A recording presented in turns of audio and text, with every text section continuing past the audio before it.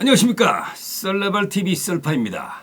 오늘은 104번째 썰레발로 중국 여행 3탄입니다. 왜 관우의 묘가 3개일까요? 여기에 대해서 썰을 한번 풀어보고자 합니다. 중원의 중심지인 낙양은 중국의 중심부에 자리 잡고 있습니다. 중원을 차지하는 자가 천하의 주인이라는 인식이 있어서 조조와 원소가 치열하게 싸웠던 곳이기도 하지요. 이번에 여행한 하남성 낙양성 남쪽 교외 7km 떨어진 곳에 관우의 무덤을 찾아갔습니다. 삼국지를 보면 알겠지만 관우가 오나라의 공격으로 붙잡히게 되지요. 유비의 보복이 들어오진 오나라 장수 송건은 관우의 목을 베어 낙양에 있는 위양 조조에게 보냅니다. 유비의 분노를 조조에게 돌리기 위함이었지요.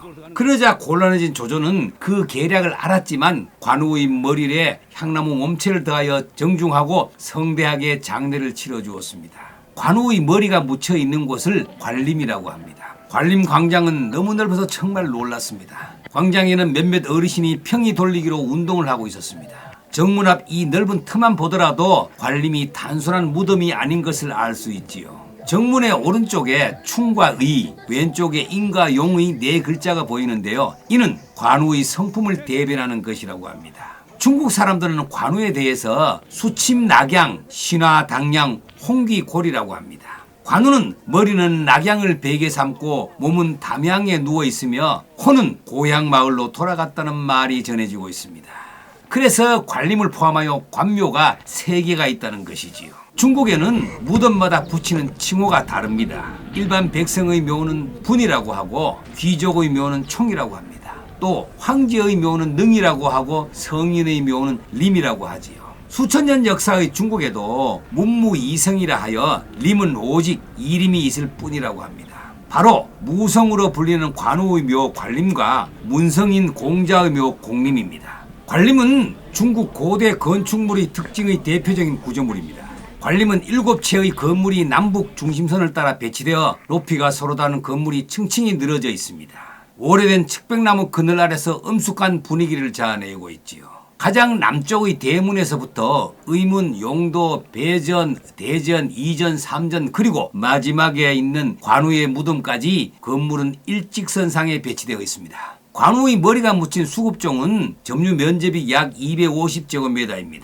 푸른 벽돌로 둘레석을 쌓아 올렸습니다. 봉분의 높이는 약 10m이고 측백나무가 많이 심어져 있었습니다. 관림의 중심 건물은 역시 관우를 모신 대전입니다. 대전의 높이는 26m라서 궁전식 건물로 유리기와를 이고 있습니다. 대전 중앙에 봉안된 관우 좌상은 높이가 6m입니다. 이전과 삼전에 모신 관우상은 장수복장을 하고 있지요. 반면 이 대전의 관우상은 용으로 조각된 의자에 용포를 입고 머리에 면류관을 쓴 신성하고 장엄한 제왕의 모습을 하고 앉아 있습니다.